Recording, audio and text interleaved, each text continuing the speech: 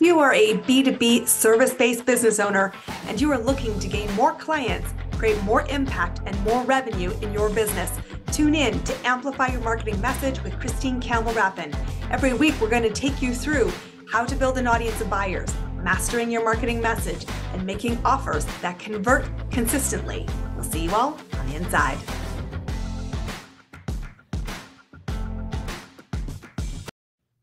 Welcome back, everybody. You are going to love today's conversation because we often talk about doing more with less, but I'm going to take you in a whole new direction of what that means because we're not talking about productivity. And I'm super excited to introduce to you a friend of mine in my network, Kim Groshek. She is somebody who's going to help you rethink how you go about things so that you actually do get to do more with less. And one of my favorite ways to do it is through simplification. So give a very warm welcome to our show. This is the lovely Kim, the Pause Lady. Welcome to our program. Super excited to have you here. Thank you for having me. I'm really excited to be here. I want to know, you have a remarkable story and history, but where did you start to see the magic of the pause? I saw the magic of the pause. So I'm a computer scientist by trade. And I saw the magic of the pause when I actually found myself actually in kind of almost embedded inside of the computer. Can you believe it? And this was in the 90s. This was many years ago. My daughter, who was around 3 at the time, came up to me and was tugging at my shirt while I was embedded in the computer, right? I used to be really creative in the computer. I actually was born and raised around computers. My dad was a computer operator, and the whole room that he worked in was full of just lights digitized. And he used to bring me to work, and I used to love playing on the keyboard. And when my daughter was standing there, and I was actually not even aware that she was standing there and she was trying to get my attention, I realized at that moment that I needed to start stepping back and managing my time proactively so that I wasn't actually getting sucked in to the creative processes that I did in my career for 35 years. I love this idea of the danger of being sucked in to our own internal conversation, because it is the challenge for every business owner I know. And one of the reasons why people come to work with me, I said, my natural role as a thinking partner is to help you shift your lens from your own internal dialogue, from your own internal justification, from your own internal, I'm assuming the world is through seeing everything I see, to in fact, guess what? You're only seeing one viewpoint. And if you want to amplify and create more impact, you really need to change your lens. So I want to lead us into, how do you start, not hopefully through a moment of wow, but more intentionally, how do we start to master this moment of the pause? Yeah. So it's kind of like, how our feelings are like the soft type skill. We've got, anger, we've got fears, we've got all this soft skill stuff, and we really can kind of get inside of ourselves in those feelings, and then we start getting into these stories, and I call them gremlins, right? And that is actually very subjective, right? And when I say the word subjective, it becomes very data oriented, right? And then what you can actually do when you actually get into that space where you start getting, it's also almost like a trigger that happens, and then you actually go there.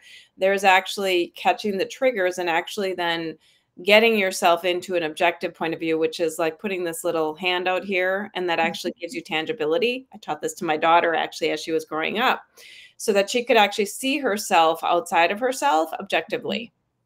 And then, kind of like this, right? And then you're kind of looking at both subjective, internal, because you want to look at yourself coming from the inside out, because that's who you are. But then also getting that viewpoint from all of those observations from the outside looking in. So when I personally actually catch myself, for instance, a few years later when, social media became the thing, and I was probably one of the first adopters, that was around in 2005. And people started asking me to come in and speak about social media.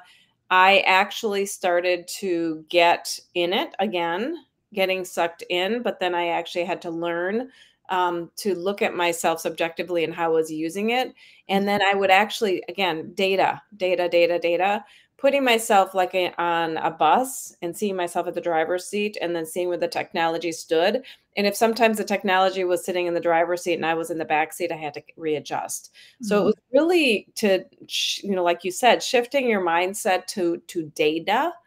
And it's, it actually helps you get out of those stories, because a lot of times we'll be sitting inside of social media and we'll be watching everything, right, and seeing what everyone else is doing. And then, oh my goodness, oh, what's Sally doing over here? And then all of a sudden Dave over here, and oh my goodness, there's an event over here, and oh, I just got a message over here, right? Look at all this chaos that's happening.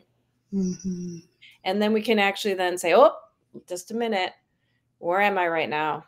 Like, it's almost like you have to step yourself out, come out to objective, right? Ask the question, come over to the objective and say, whoa, you're inside that social media way too much. And in fact, a few years later, I actually found myself, again, as technology started to become the infrastructure, right? The driving force of what we do. Transactions always tell us what's happening in our lives, because corporations and government and everything else is setting their infrastructure up that way.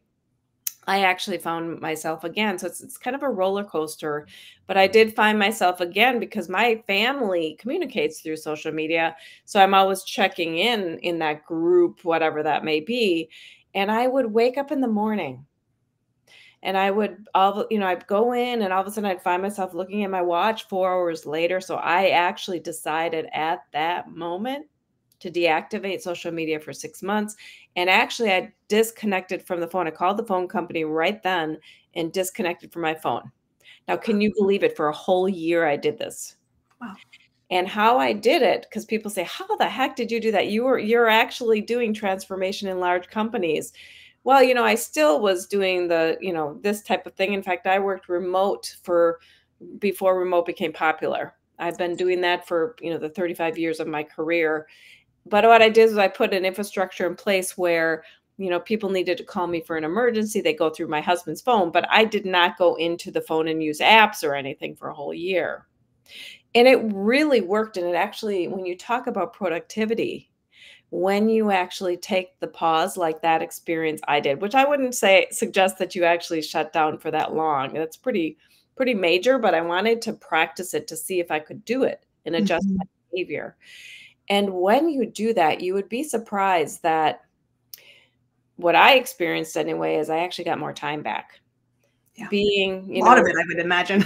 Yes, because the chaos, right? So you've got all this chaos, you need to get all work done. And I still got a lot done, but I actually got my time back because I was actually focusing on getting results. They got off my plate, so there was less chaos on my plate. So then I actually had more time to do breathing, take walks. I could learn how to swim better so I could compete in an Ironman eventually. Just took care of myself, got connected with myself more. And when you talk about subjective, right?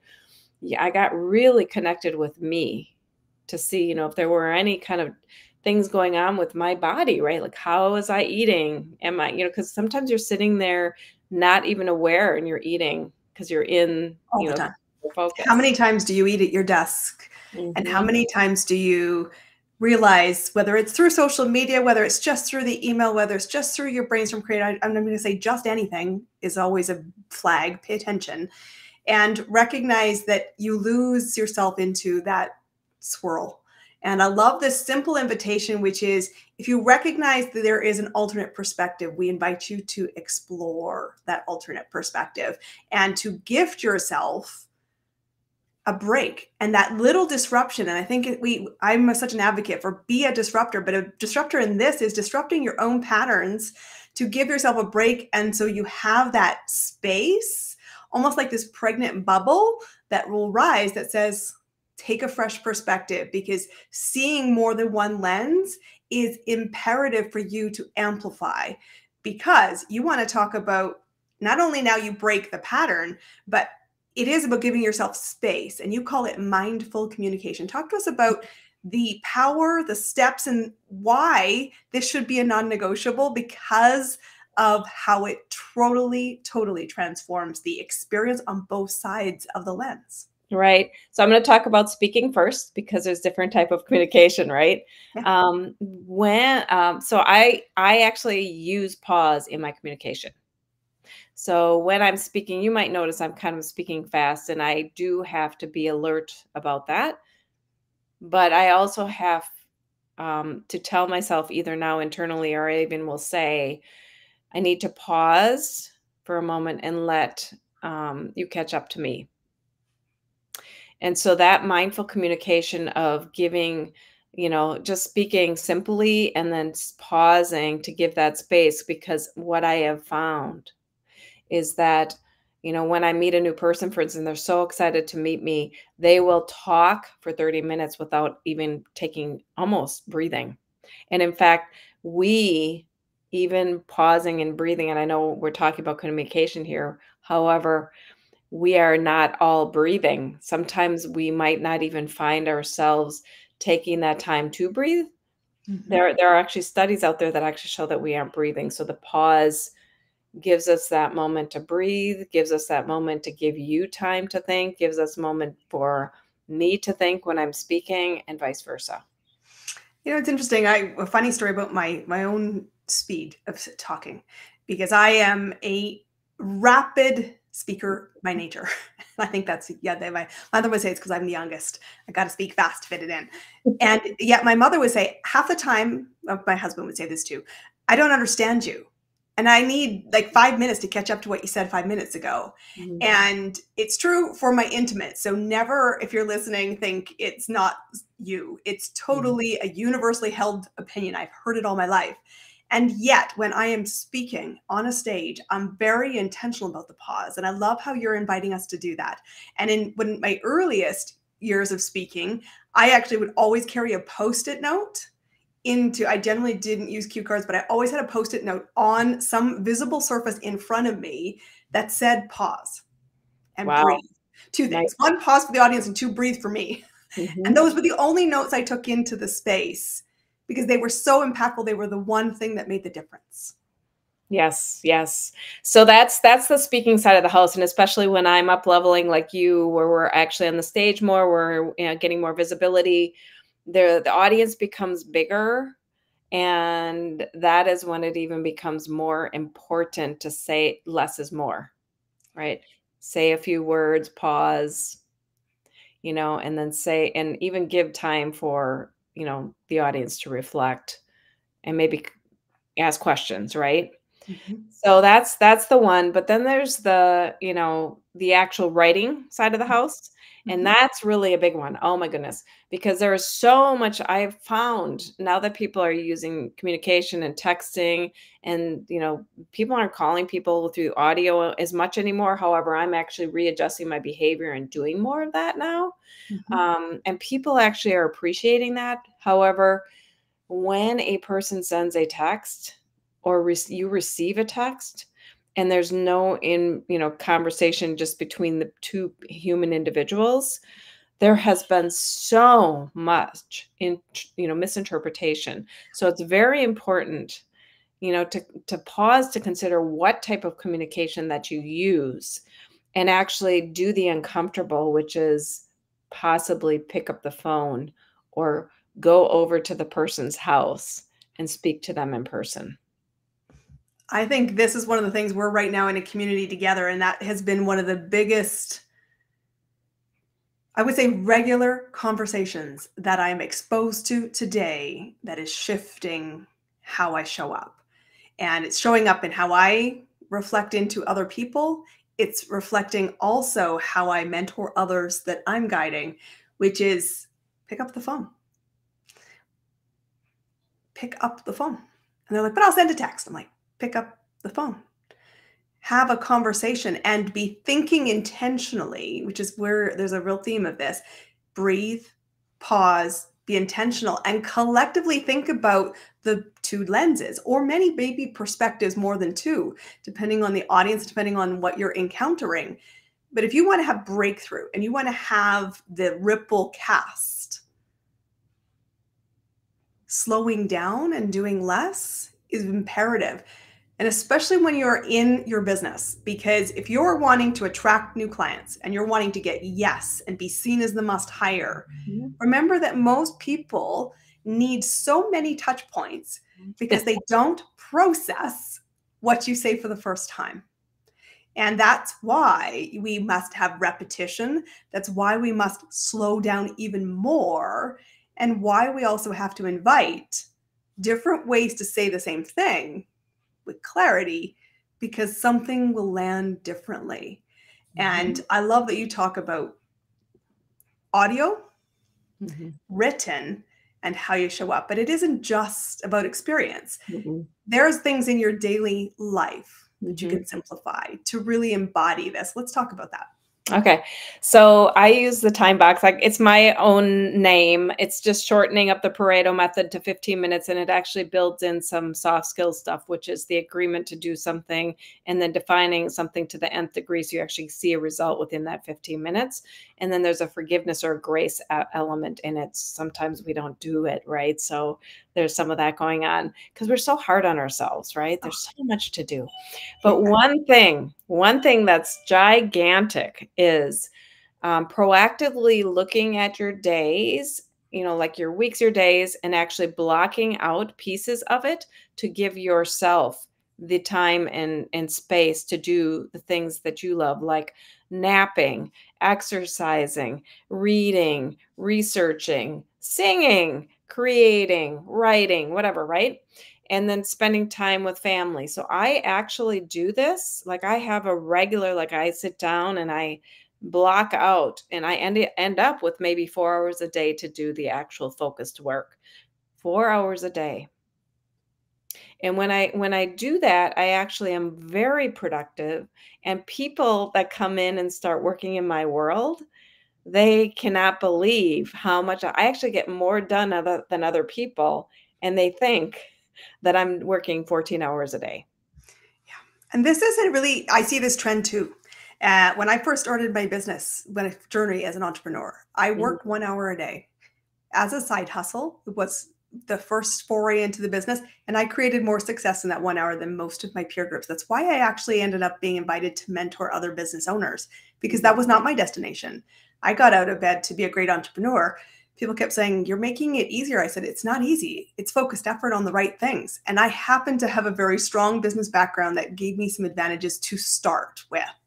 I now share those advantages with clients, but it's the focused. It is not about how many hours you put in. It is the clarity of thinking that comes through silence, simplicity, and duplication on a path where you say, "I love my life." Like, what I love about watching you, and we're new to each other relatively. I said, it's that you do a lot of life, and I know you're highly successful in your business too. But it's because you found this is what works. And so, if you aren't ready yet to believe, because you're hardly breathing here in our audience at Amplify Your Marketing Message, I want to say follow guides to show you it's possible, and then listen to the habits we're inviting you to explore to shift things. So I always want to ask everybody who comes into this space, you've got some really exciting things, first off, coming on the horizon. Let's talk a little bit about that. And I want to know then what's working in your business. But what's exciting for you right now to amplify your message? What's going on? What's on the horizon? What gets you really excited by the life you're creating and the pause that has facilitated it? Well, I'm going to just tell you, just from creating the communities that I'm creating, it's a collaborative community, and everyone is actually practicing the pause, and it's very supportive. I'm actually hearing what my superpower is and how it has been. I just kind of was living, right? Like living it. My superpower is connecting and, influencing others. And really, this pause movement is one of those. I've been doing that for about the last 6 months. And that is really what has been an inspiration, is just being with like-minded people that really want to shift our world in, a positive way and kind of a healing way, right? Because there's so much going on, so much chaos going on out in the world. So that's really the big things. I mean, I can talk about all the programs and all kinds of stuff. I'm not going to go into all of that. Feel free to, go check me out. It's all out there, and reconnect with me. I'm very much about, so here's one thing we talk about when we're talking about communication. When I first meet someone, I give them my number rather than saying, "Here's a calendar link." Because they go and they're surprised. They're going, "You mean you're going to be available right after this for 5 minutes to talk to me?" Right? So those are just small little things that make a big difference. I think it's so important in this space of connection. We've talked a lot here on this show about be human. Mm-hmm. And so much is in our head of, I don't want to disrupt you. Whether that's, you don't want to phone your mother, you don't want to, text your partner, your kids, everyone. It's in our intimate family circles. If it's in our intimate family circles, it only amplifies with our client circles and with our peer circles. And yet, if you don't disrupt the pattern and become human and say, it's okay if you're not available in this moment, we can plan. But I just want to know, in this moment, I thought of you. That ripple is unbelievable, both to gift and to receive it. Yeah, I agree. Like, light it up, my friends. Yes. So I want to know, for you, what's working in your business right now for you to be creating impact? You've got these communities. Is this the thing, or is there anything else that you feel right now? It's a bit of a lift for you, but we also can observe it from the outside. Yeah. So I think, everyone talks about funnels and all this marketing stuff that you use. I actually don't use any of that. What it is for me is the connection. And like you said, touch points. I'm giving gifts away to people all the time, and, people, cause that's what it's about. And, I work with, like, I'm talking with people for like 6 months with all different kinds of things where I'm giving, but people start showing up because they want more. Right. So there are ways to bring people together through in-person networking, which is really my strong suit. Right. There is that speaking part of the house, which, a lot of people do, but it's more than just going to the digital social media and setting up funnels and all, sending messages through that and whatever people do there, which, I'm not saying I don't use social media. I use AI, I use all the tools, but there's a balance around all of it. And I think what's working for me is human connection. I love that. I love that you're seeing a theme here. And my friends, it's because we're trying to light the way. Kim, it is an absolute pleasure to have you in my network. We're inviting you to master your message, step into the pause and disrupt the pattern so you can see a new perspective, gain that clarity so you really have the life you want. That's what amplifying your marketing message is all about, is putting your call out, knowing the right people will find you, value you, and people you will honestly want to play with. I'm looking forward to playing with Kim next week in North Carolina. Guys, go connect to her. Thank you, Kim, for being our guest today. We will see you all on our next episode. We'll see you there. Bye-bye.